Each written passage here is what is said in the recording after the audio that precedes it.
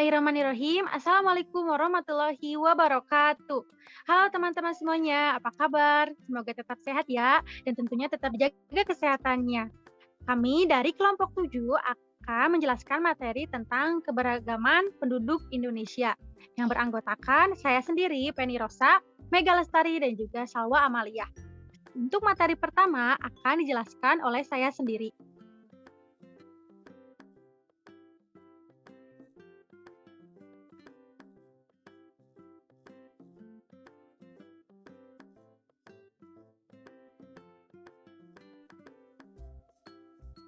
Di sini saya akan menjelaskan keberagaman dalam masyarakat Indonesia dan juga faktor penyebab keberagaman masyarakat Indonesia.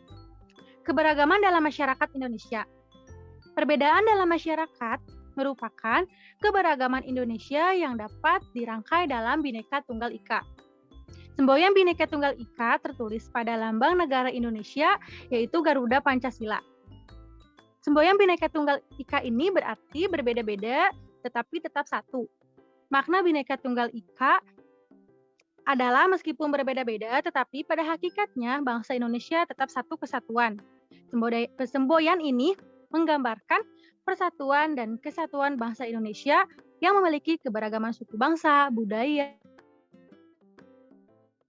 bahasa daerah, agama, dan bahwa wilayah Indonesia ini banyak sekali keberagaman suku bangsa maupun bahasa daerah. Oleh karena itu, kita disatukan dengan semboyan kita yaitu Bhinneka Tunggal Ika, yang artinya meskipun wilayah ini banyak suku bangsanya, tetapi masyarakat Indonesia ini berbeda-beda tetapi tetap satu kesatuan. Selanjutnya, ada faktor penyebab keberagaman dalam masyarakat Indonesia. Keberagaman adalah suatu kondisi dalam masyarakat yang terdapat banyak perbedaan dalam berbagai bidang. Perbedaan tersebut meliputi suku bangsa, ras, agama, dan antar golongan. Keberagaman di Indonesia dipengaruhi oleh beberapa faktor, yaitu 1. Letak strategis wilayah Indonesia. Wilayah Indonesia ini letaknya sangat strategis, yaitu berada di antara Samudra Hindia dan Samudra Pasifik. Wilayah Indonesia juga berada di dua benua, yaitu benua Asia dan benua Australia, yang menjadikan bahwa wilayah Indonesia ini berada di tengah-tengah lalu lintas perdagangan. Oleh karena itu, banyak sekali pedagang asing yang masuk ke wilayah Indonesia menyebarkan agama, adat istiadat, maupun kebudayaannya. Yang kedua yaitu kondisi negara kepulauan.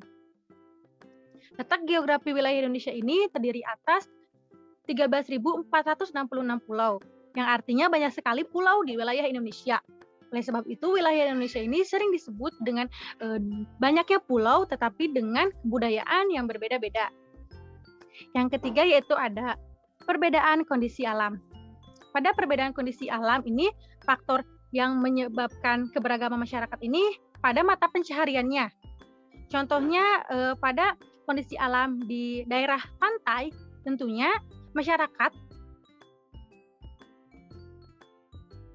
sebagian besar mata pencaharian itu dengan masyarakat yang berada di kondisi alam di dekat gunungan, tentu saja sebagian masyarakatnya mata pencahariannya itu adalah peternak atau petani sayur. Yang keempat ada keadaan transportasi dan komunikasi. Keadaan transportasi dan komunikasi ini adalah di mana masyarakat bisa bersosialisasi atau berinteraksi dengan masyarakat lainnya. Nah, jika transportasi dan komunikasinya bagus, maka masyarakat pun bisa berinteraksi dengan masyarakat luar. Begitupun sebaliknya, jika transportasi dan komunikasinya sulit, nah maka akan sulit juga untuk masyarakat bisa berinteraksi dengan lainnya. Sedangkan dalam transportasi dan komunikasi di berbagai daerah itu berbeda-beda. Yang terakhir, yang kelima yaitu penerimaan masyarakat terhadap perubahan. Di sini kita bisa melihat dua contoh, yaitu di perkotaan dan di desa atau pedalaman. Seringkali di perkotaan lebih bisa menerima orang luar atau orang asing masuk, sedangkan di pedesaan atau di pedalaman seringkali sulit untuk menerima orang asing dan mereka tetap bertahan dengan kebudayaan mereka sendiri. Terima kasih. Selanjutnya akan dijelaskan oleh Mega Lestari. Baik, terima kasih Penny. Perkenalkan, nama saya Mega Lestari dengan NIM 1808413.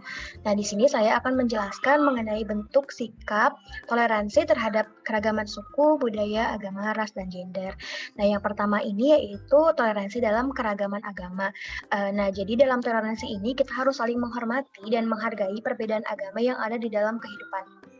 Nah, contohnya dari toleransi ini adalah dengan menghormati hak setiap orang untuk memilih agamanya serta memberikan ruang bagi mereka untuk beribadah sesuai dengan agamanya masing-masing. Artinya, setiap warga negara berhak memeluk agama yang ia yakini. Yang kedua yaitu ada toleransi dalam keragaman suku dan ras. Nah, masyarakat Indonesia sendiri itu terdiri dari berbagai suku dan ras ya. Nah, contoh dari tindakan yang mewujudkan sikap toleransi ini yaitu bersikap dan berperilaku baik pada siapapun tanpa membedakan suku dan budaya atau suku dan ras. Dan selalu menghargai dan menghormati sesama manusia dan menganggap semua orang itu kita bersaudara. Selanjutnya yaitu ada toleransi dalam keragaman sosial budaya. Nah, Indonesia ini kaya akan ragam budaya ya. Nah, dengan begitu kita harus menghormati setiap kelompok, setiap orang yang menjalankan kebiasaan dalam adat dan istiadat. Nah, selanjutnya kita juga harus bisa mempelajari dan mendalami seni budaya bangsa sesuai dengan minat dan kesenangan kita. Selanjutnya yaitu kita juga harus bisa menghargai hasil kebudayaan setiap suku bangsa. Selanjutnya yaitu toleransi dalam keragaman gender. Nah, seseorang itu perlu memahami kesadaran bahwa kedudukan, fungsi, dan peran antara perempuan dan laki-laki itu sama ya dalam masyarakat itu sejajar.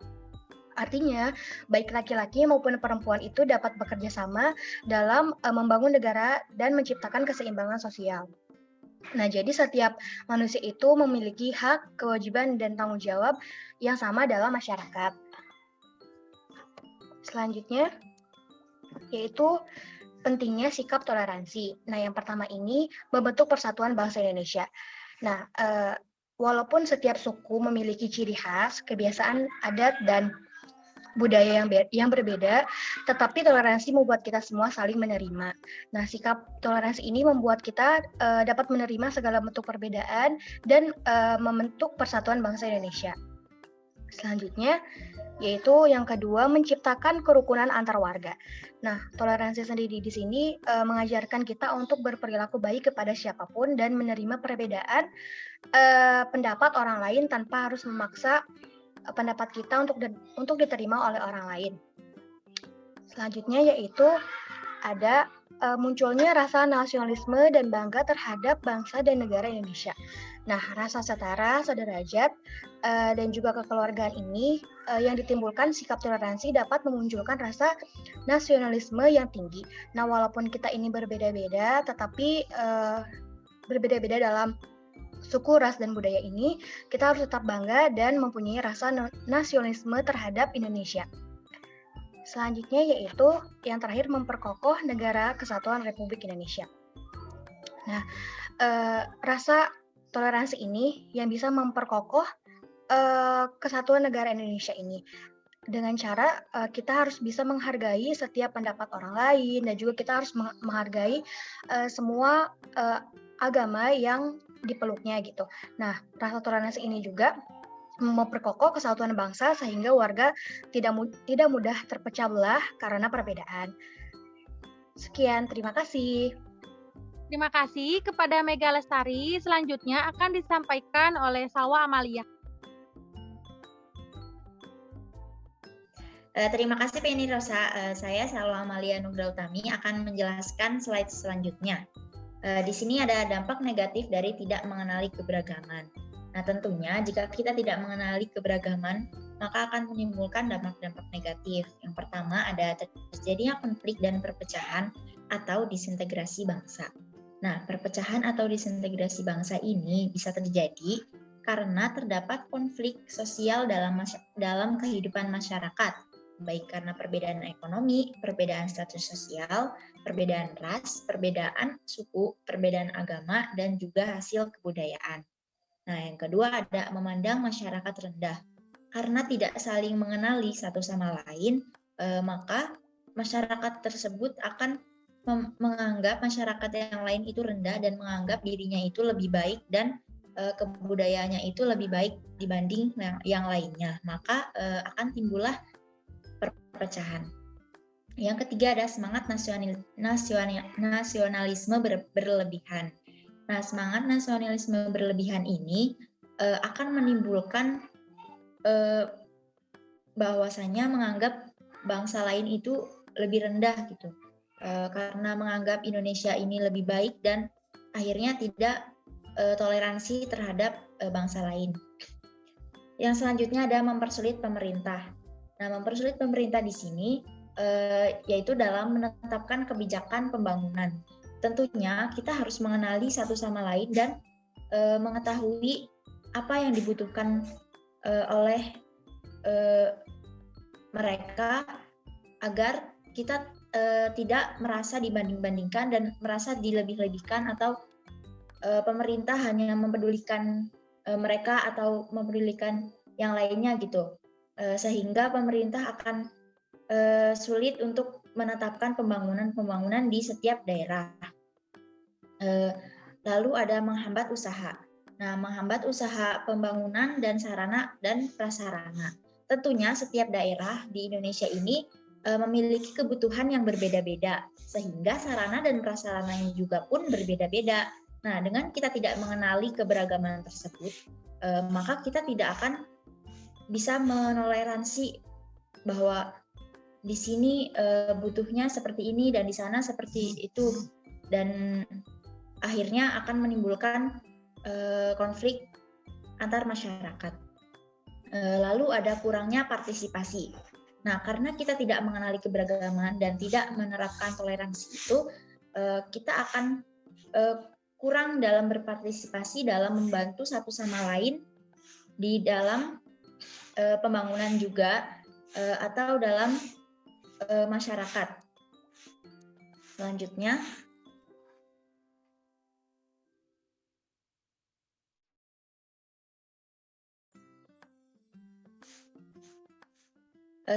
ada bentuk tindakan yang mencerminkan sikap toleran dalam keragaman.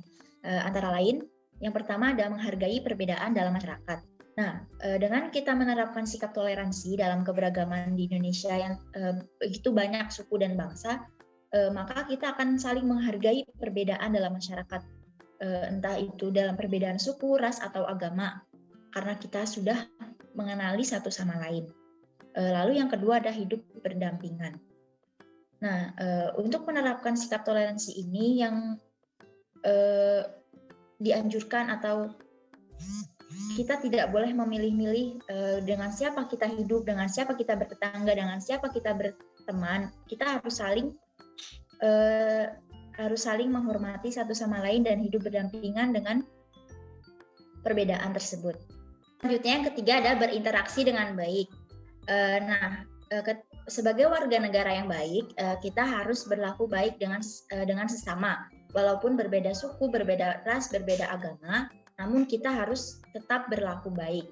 Karena kita hidup berdampingan dengan perbedaan-perbedaan tersebut, maka kita harus toleransi dan saling menghargai. Terima kasih. Terima kasih kepada Salwa. Sekian yang dapat disampaikan oleh kelompok 7. Semoga apa yang disampaikan dapat bermanfaat. Mohon maaf atas kekurangannya. Wassalamualaikum warahmatullahi wabarakatuh.